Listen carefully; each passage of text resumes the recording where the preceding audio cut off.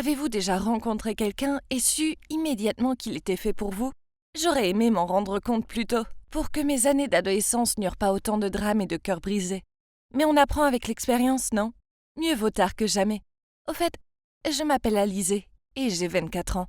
Tout a commencé il y a 14 ans, quand j'ai emménagé à New York et que je suis allée dans un nouveau collège. À l'époque, je pensais que partir de mon chez-moi en France pour venir à New York serait facile. Ma mère et moi étions super contentes et on pensait vraiment que nos vies changeraient. Et en effet, ce fut le cas. Mais pas de la manière que je pensais. Lors du jour de la rentrée, ma mère insista pour me conduire à l'établissement. Quand on est arrivé, j'ai embrassé ma mère sur la joue et je lui ai fait au revoir de la main. Ma mère plaisantait en disant qu'elle s'occuperait de tous ceux qui oseraient mal se comporter avec moi. Et je me sentais un peu gênée, mais je pensais que c'était une plaisanterie. Mais en fait, non. Pendant le déjeuner, j'étais assise à une table, et soudainement une fille est apparue en disant « Tu joues à quoi en t'installant à notre table ?» Je n'ai même pas eu le temps de répondre qu'elle prit mon plateau pour le jeter à la poubelle. J'ai dit « Bouge !» dit-elle. Tout le monde nous regardait à présent. J'étais si mal à l'aise que je me cachais le visage. Je ne voulais pas pleurer comme un bébé devant tous ces inconnus. Mais je ne pouvais pas me retenir, les larmes ont commencé à couler. Puis quelque chose de dingue s'est produit. Une voix sortie de nulle part criait depuis la cafétéria. « Éloigne-toi d'elle !» Puis j'ai senti une main s'approcher de la mienne. Et en levant les yeux, j'ai vu ce grand et magnifique mec qui se tenait là, à me regarder avant de me remettre sur pied. « Excuse-moi » commença la fille. Mais le mec reprit. « C'est quoi ton problème? Il te manque une coche ou quoi? Ton attitude est détestable. Ça me donne envie de vomir. Tu me dégoûtes. Et je ne veux pas être amie avec quelqu'un comme toi. » Elle se tenait là, la bouche grande ouverte, alors qu'il attrapait ma main pour m'emmener ailleurs. Je l'entendais ricaner derrière mon dos, mais l'expression de son visage attestait qu'elle avait perdu. Je pris sa main et le suivais hors de la cafétéria. Et c'est là qu'il m'a dit qu'il s'appelait Romain. On s'est assis à l'extérieur et il m'a demandé si j'étais nouvelle. Puis il m'a dit qu'il adorait mon accent. Il m'a même offert la moitié de sa baguette en disant « Allez, souris. Je serai ton amie, d'accord ?» Le meilleur était que la fille qui m'avait embêtée avait un gros coup de cœur pour lui. Donc elle devait encore plus me détester maintenant. Mais je m'en fichais complètement. Après ça, je ne me souviens même plus avoir été séparée de lui. On était comme les deux doigts de la main et on faisait tout ensemble. Il m'a appris à faire du skate et je lui ai appris à faire mes gâteaux favoris. On était une équipe de choc. Il me faisait tellement rire. Et il m'aidait à gagner confiance en moi. Jour après jour, je ressentais que je voulais être plus que son amie. Mais je n'osais pas le lui dire. Puis, mon 12e anniversaire approchait. Et ma mère m'a offert un journal intime. Elle m'a dit d'y écrire toutes mes pensées. Et même mes coups de cœur, pour qu'un jour je puisse relire tout ça. Puis elle m'a fait un clin d'œil avant de partir. De quoi parlait-elle? Je n'avais pas de coup de cœur? Si? Ok, je me voile la face. J'avais un gros coup de cœur pour Romain. Dès que je le voyais, je ressentais 1 million de papillons dans mon ventre. Et je me réveillais avec enthousiasme chaque jour car je savais que je le verrais. Puis vint le moment du spectacle de danse de l'école. Mes amis me taquinaient en me disant d'y aller avec Romain. Je leur répétais que ce n'était qu'un ami. Mais ils n'étaient pas bêtes. Ils avaient bien compris. Plus tard dans la journée, Romain m'a invité chez lui pour jouer aux jeux vidéo. Et quand on jouait, il m'a dit tu voudrais aller au spectacle de danse avec moi ?» J'y croyais pas. Mon cœur battait la chamade, mais j'essayais de garder mon calme. Puis j'ai répondu « ouais, pourquoi pas ?» On s'est super bien amusé au spectacle de danse. J'étais au 7e ciel. Puis j'ai décidé de tout écrire dans mon journal. Je ne voulais jamais oublier cette soirée. Alors j'écrivais des pages et des pages sur tout le bien que me procurait Romain, et à quel point je l'aimais. Ce que je ne savais pas, c'est que tout était sur le point de changer. Quelques jours plus tard, Romain est venu chez moi, et dès que je l'ai vu, je souriais jusqu'aux oreilles. Mais très vite, ce sourire se dissipa quand Romain me dit qu'il avait quelque chose à me dire. J'ai une mauvaise nouvelle. Avec ma famille, on déménage à Londres le mois prochain. C'est une blague, non? Allez, arrête de plaisanter, dis-je en essayant de cacher l'inquiétude dans ma voix. Mais il ne parlait pas, et j'ai donc su qu'il ne plaisantait pas. Je ne pouvais pas retenir mes larmes et Romain m'a enlacée pour me réconforter. Il m'a dit que tout irait bien et qu'on resterait en contact, mais j'avais l'impression que mon monde s'écroulait autour de moi. C'était la pire nouvelle de toute ma vie. On a choisi de s'amuser le plus possible pour notre dernier mois ensemble. On est allé faire du surf, du skate, regarder les étoiles et même faire du karaoké. J'aurais voulu que le mois ne se termine jamais, mais c'était inévitable. Durant notre dernière nuit ensemble, on a fait une nuit blanche ensemble en attendant que le soleil se lève.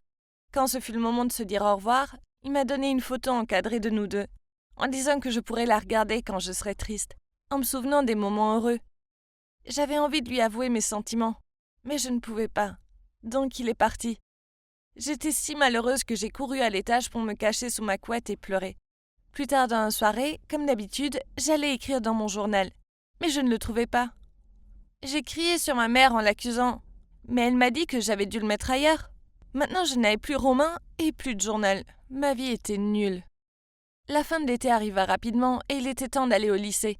Même si j'avais mes amis, la vie n'était pas pareille sans Romain. Mais la vie continue, donc j'ai fini par oublier Romain.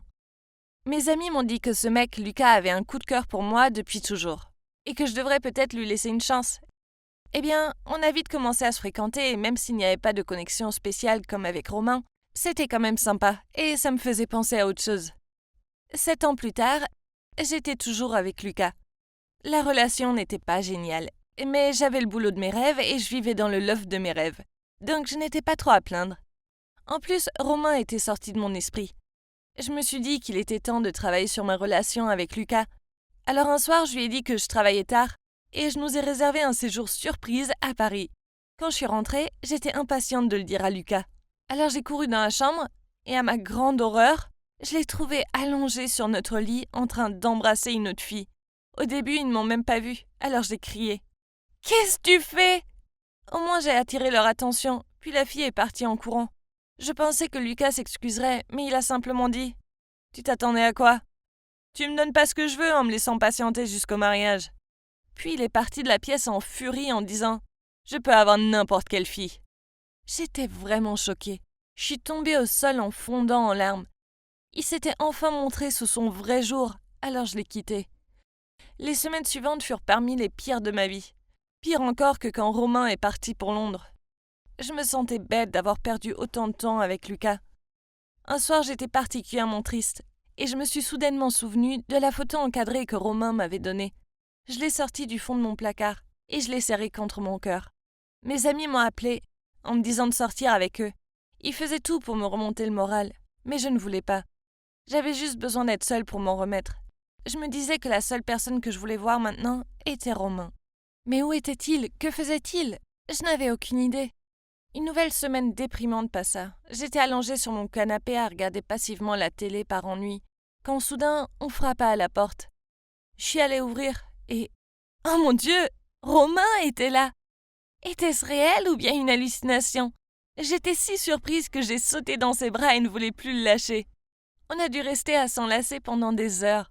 Puis Romain s'est exclamé. « J'ai quelque chose à toi. » Je me suis éloignée et il avait mon journal dans les mains. Il se trouve que Romain avait été en contact avec ma mère. Et quand elle lui avait dit que mon copain m'avait trompée, il a décidé de venir à New York pour essayer de me remonter le moral. Puis j'ai compris. C'était lui qui avait pris mon journal. Et s'il l'avait lu ? Eh ben, c'était le cas. Et il m'a dit que c'était pour ça qu'il était venu me voir, car il voulait qu'on parle de tout ça.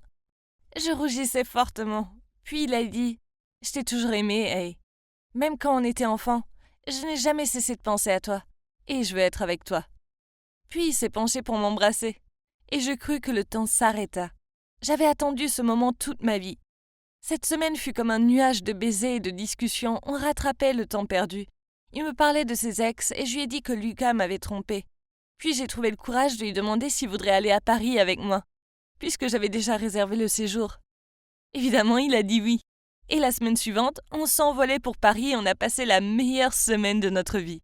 On est allé à la Tour Eiffel et j'ai même visité l'ancien quartier où j'ai grandi. C'était magnifique. Puis un jour, Romain a dit qu'il devait travailler un peu. Et il m'a dit de prendre soin de moi dans un spa du coin. Quand ce fut terminé, j'ai reçu un message de lui me demandant de le rejoindre sur le toit d'un hôtel. Il était si romantique. Je suis d'abord allée dans la chambre d'hôtel où il avait déposé une robe noire à paillettes pour que je la porte. Puis je suis allée sur le toit. Je n'y croyais pas. Il y avait au moins 1000 roses étalées par terre pour faire un chemin. Et au bout se trouvait Romain en costume. « Je t'aime, hey, dit-il. Depuis toujours, et je n'imagine pas ma vie sans toi. Veux-tu m'épouser ?» J'étais bouche bée sous le choc, puis j'ai crié « Oui !» de toutes mes forces. Je l'aimais depuis qu'on était enfant, Et maintenant, mon rêve d'être avec lui pour toujours devenait réalité. Il nous a fallu du temps pour en arriver là. Mais les meilleures choses dans la vie valent la peine d'attendre, non?